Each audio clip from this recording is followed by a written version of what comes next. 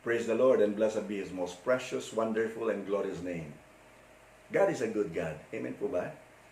Nakakatuwang isipin na ang ating Diyos na pinaglilingkuran at sinasamba sa Espiritu at sa katotohanan ay buhay na Diyos.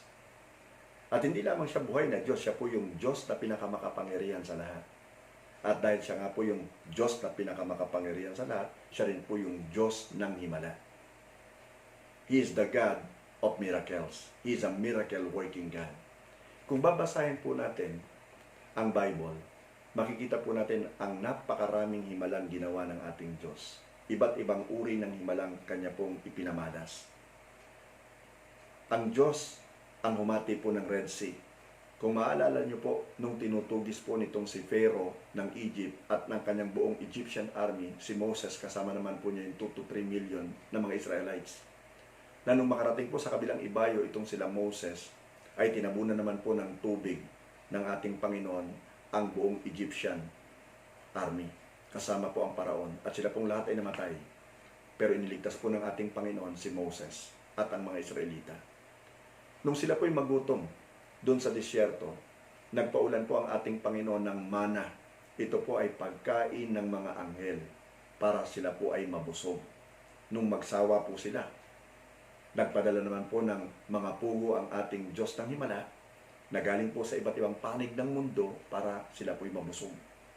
Nung sila po'y mauhaw, nagpabulwak naman po ng sariwa at dalisay na tubig ang ating Diyos mula po sa napakalaking bato.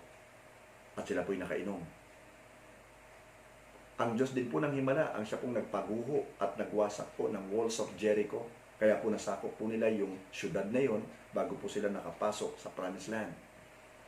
Ang Diyos po ng himala, ang siya pong nagpagaling sa mga may sakit at mga may ketong.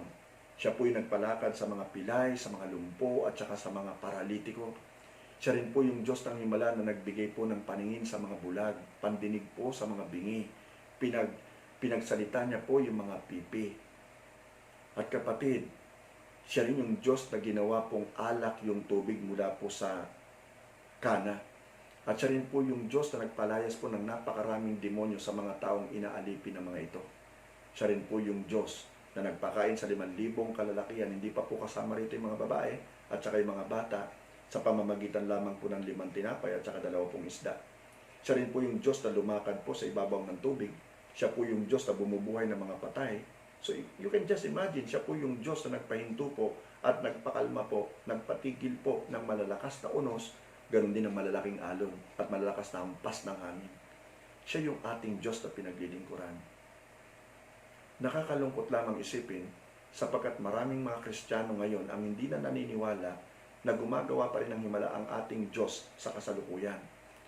Ang paniniwala nila noong biblical times, yes, pero tapos na yon, lipas na yon, ngayon hindi na.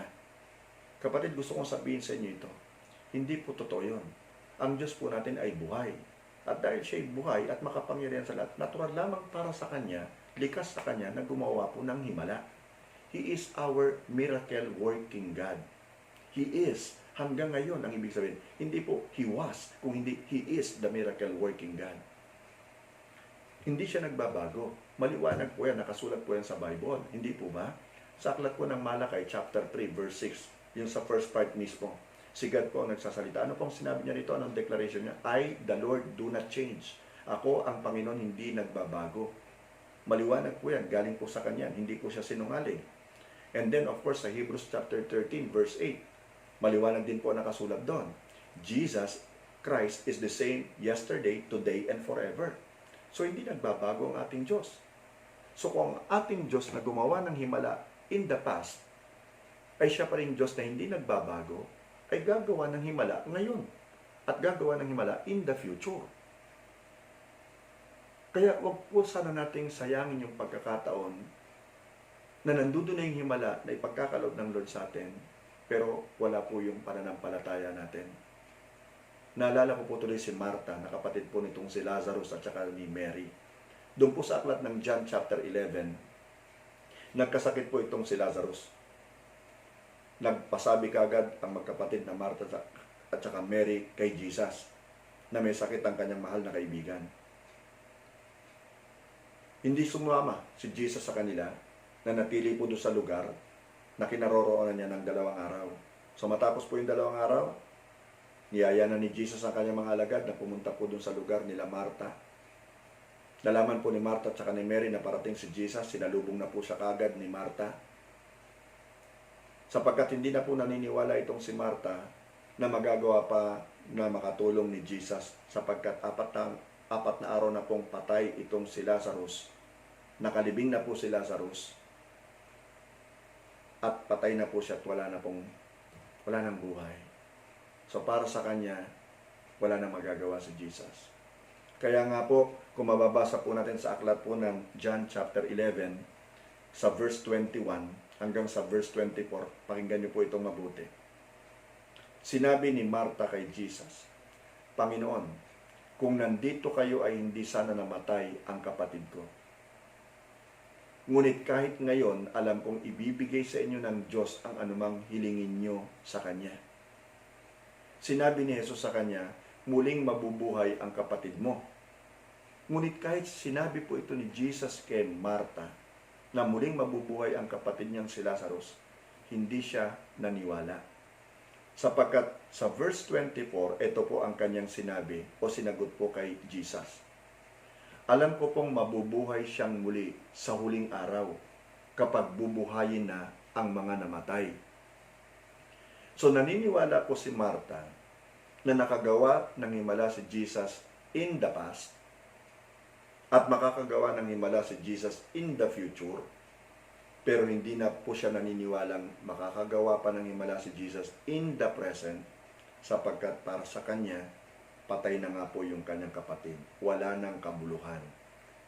Kung kailangan nila si Jesus, hindi po siya nakagawa ng himala.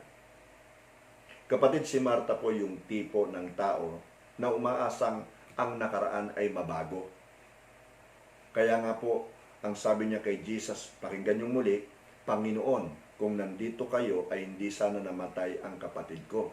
So ibinabalik ni Marta kay Jesus na kung sana nandito ka nitong mga nagdaang araw, hindi sana namatay ang kapatid ko. So, sa past siya nakatingin, umaasa siya sa past. At si Marta ay naniniwalang mas bubuti ang future. Kaya sumagot siya kay Jesus ng ganito. Alam ko pong mabubuhay siyang muli sa huling araw kapag bubuhay na ang mga namatay. So maliwanag na hindi siya naniniwala na si Jesus ay makakapag-perform ng miracle now, in the present. Sana kung nandito ka, hindi namatay ang kapatid ko. Mabubuhay siyang muli sa huling araw. Past and future, nakaligtaan niya yung present at nakalimutan niya na ang kausap niya ay yung the great I am. The great I am. Kaya nga po, ang sagot sa kanya ni Jesus sa verse 25 ng chapter 11, Jesus said to her, I am the resurrection and the life. The ones who believe in me will live even though they die. I am. Mahalaga po yun. Sapagkat kung babalikan po natin yung kasaysayan nitong si Moses nung siya po'y sinusugo ng ating Diyos na pumunta sa Paraon para mapalaya po yung Israel, tinanong po ni Moses si God, sinong sasabihin kong nag-utos po sa akin?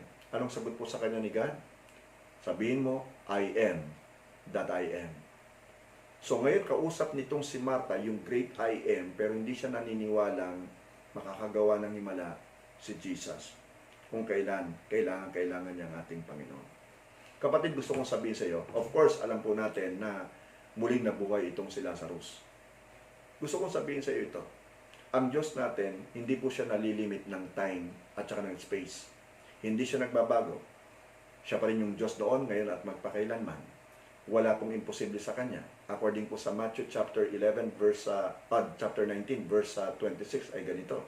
Kapatid, with man, it is impossible. But with God, all things are possible.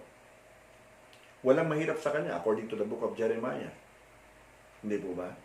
Chapter 29, verse 13. Walang mahirap para sa Kanya. At hindi nga po siya nagbabago. Ibig sabihin, gumagawa pa rin siya ng himala ngayon.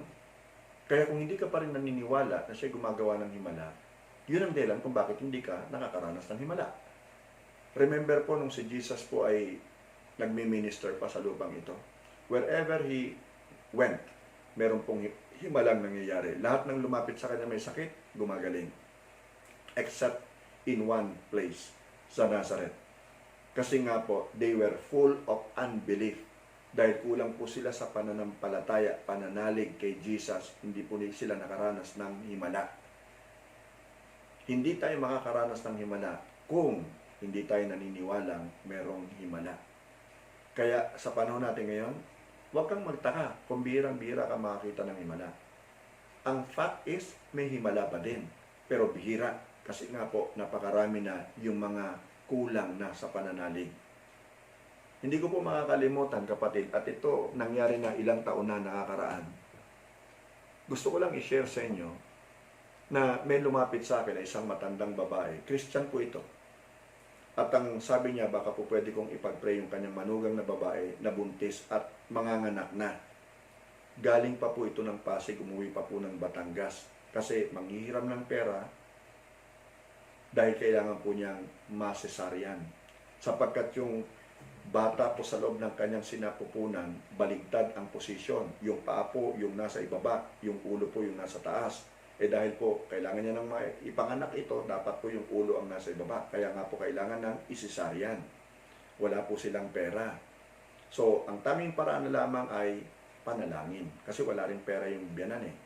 So, lumapit sa akin. Sino ba ako para tumanggi? Bagamat hindi naman po ako magpapagaling na alam ko eh. Ang Lord naman, di ba? Anyway, so sinabi ko, kailangan lang natin manampalataya. Kaya mo ba? Sabi, kaya daw. Okay, so pag-pray natin. Sabi ko puro sa biyanan, pakipatong po yung inyong kamay doon po sa tiyan ng inyong pong manugang. Tapos saka ko naman po ipinatong yung aking kamay doon sa ibabaw ng kamay ng biyanan. At ipinag-pray po namin. Habang ipinag-pray ko po yung buntis at saka yung bata po sa loob ng sinapupunan, nakita ko pong namilog yung mata ng biyanan. At may pinipigilan po siya eh. Parang gusto niya mag-erupt eh. Pero pinipigilan niya po sapagkat nagpe-pray pa. Ngayon na matapos na po yung prayer, hindi ko na po siya natanong. Siya na po yung nagpusang nagsabi na ang ramdam niya raw po talaga ay umiikot daw po yung bata habang nakapatong po yung kanyang kamay. Kapatid, Sunday nangyari yon, Tuesday nakaschedule itong manugang niya na isesaryan. Nung nakita po ng doktor, ng OB niya, yung pasyente, nagulat, hindi na po kailangan cesarean sapagkat naging maayos na po yung kalagayan ng bata. Kapatid, hindi tao ang gumawa nun. Hindi ako, wala akong kapangyarihan, wala akong kakayanan. Hindi rin yung kanyang biyanan. Naniniwala po ko, ang gumawa po nun ay ang Diyos na makapangyarihan sa lahat. And all the glory para sa Lord. Lahat ng pagluluwalhati para sa Kanya. Lahat ng karangalan sa Kanya lamang. Ginagamit niya lamang tayong kasangkapan para makatulong sa iba at maipoint sila towards the Lord sa pamamagitan ng himalang yon. And you know what? Unbeliever yung manugang ngayon, kumilala sa Diyos because of what happened to her. Ngayon, malaki na po yung kanyang anak. So, anong ibig ko sabihin? Huwag tayong maniwala na ang Diyos natin hindi na naghihimala. Naghihimala pa rin po siya. Kailangan natin paniwalaan yon. So, kung anong kailangan mo ngayon, alam ng Diyos yon. Di ba? Ano yung himalang kailangan mo ngayon? Alam ng Diyos yan. Bakit hindi mo ilapit sa Kanya? Bakit hindi ka humingi ng tulong sa Kanya? Bakit hindi mo hilingin yung himala mo? Anong sabi ng ating Diyos? Ask whatever you wish, and it shall be given unto you. Just use the name of Jesus. Di ba? So, sa pamamagitan ng pangalan ni Jesus, makakamtan mo ang iyong himala. Ito man ay financial na breakthrough mo, ito man ay relasyon mo sa iyong asawa na nasira na o masisira pa lang, o ito man ay patungkol sa sakit at karamdaman, meron ka ang mahal mo sa buhay. God is just waiting for you. He is willing to make a miracle para sa iyo. God is our miracle working God. Okay? So, kapatid, kaibigan, tayo ay manalangin. Heavenly Father, kami po ay lumalapit sa iyo. Nagpapasalamat po kaming muli, Panginoon, sa iyo pong itinuro sa amin through your Holy Spirit. Salamat po because we are serving and we are worshiping the God who is alive, the God who is almighty, and the God of miracles. Salamat nga po, Panginoon, sapagkat nakikita mo ang aming mga kalagayan. At Lord, nakikita mo rin ang kalagayan ng bawat isa sa mga nakikinig po ng iyong salita. I pray, my Lord, na sa mga may sakit, pagalingin mo po sila. Hipuin mo po sila sa sandali pong ito. Kaya mo, Lord God, kung ano man yung sakit nila, pagalingin mo po ito. Nananampalataya po kami, Panginoon, na wala pong imposible sa iyo. Lahat ay madali para sa iyo.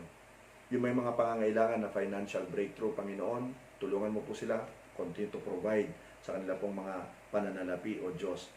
Huwag silang magkulang, hindi po sila mabangkarote, Panginoon, kung hindi sila po'y mananagana. At Lord God, do sa mga relasyon na kailangan pong maging maayos, Lord, we believe, my Lord God, na ikaw po ay Diyos na tumutugon sa mga panalangin ng iyong mga anak. Ang prayer po namin, Panginoon, maayos ang relasyon ng iyong mga anak sa kanyang kapwa. Salamat po ng marami sa pangalan ni Jesus. Amen. At kapatid, kung nais mong tanggapin si Jesus sa iyong puso, you know, the greatest miracle there is on this planet right now, it is the salvation of a lost soul. Yun ang greatest. More than the cure of cancer or COVID. It is the salvation of a lost soul. Kung nais mong tanggapin si Jesus, kung nais mo lang, hindi ito pilitan. Okay? Kung maluwag sa puso mo, talagang gusto mong tanggapin siya bilang iyong Lord and Savior. Dahil talaga namang Lord and Savior siya, para sa iyo lang, tatanggapin mo. I would like to help you by leading you to prayer. Yun lang naman kasi ang may tutulong ko sapagkat hindi mo alam kung anong gagawin mo eh. Di ba? So, tomorrow may be too late. Ngayon na natin gawin ito. Okay? Sabihin mo ito sa iyong Diyos, sa iyong Panginoong Jesus. Panginoong Jesus, maraming salamat sa kapatawaran ng aking mga kasalanan. Salamat po sa buhay na walang hanggan.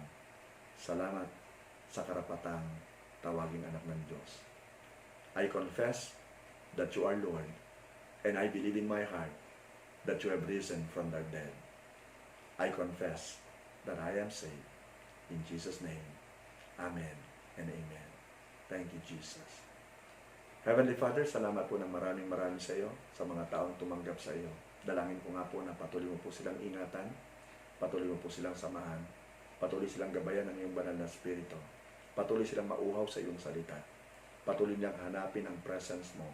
At Lord, sila po ay maghanap din ng church kung saan tanging si Jesus lamang ang itinataas, tanging si Jesus lamang, Panginoon, ang inaasahan at pinananampalatayanan. Salamat po sa pangalan ni Jesus. Amen.